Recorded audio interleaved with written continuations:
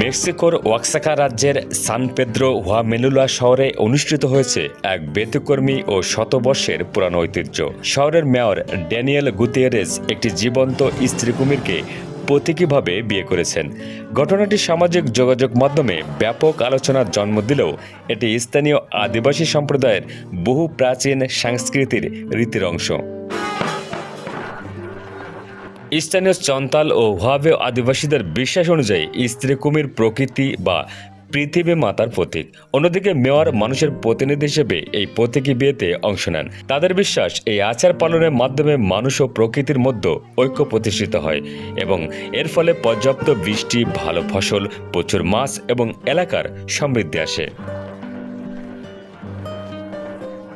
অনুষ্ঠানের আগে কুমিরটিকে ঐতিহ্যবাহী পোশাকে সাজানো হয়। নিরাপত্তার জন্য তার মুখ বেঁধে নেওয়া হয়। এরপর স্থানীয় রীতিনীতি অনুসারে নাচ, গান ও শোভাযাত্রার মধ্য দিয়ে বিয়ের আনুষ্ঠানিকতা সম্পূর্ণ হয়।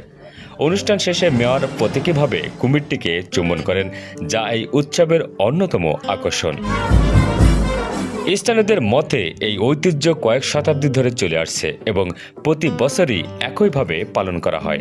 এর মূল উদ্দেশ্য ধর্মীয় বা সাংস্কৃতিক বিশ্বাসকে সম্মান জানানো, ব্যক্তিগত বা বৈবাহিক সম্পর্ক স্থাপন করা নয়।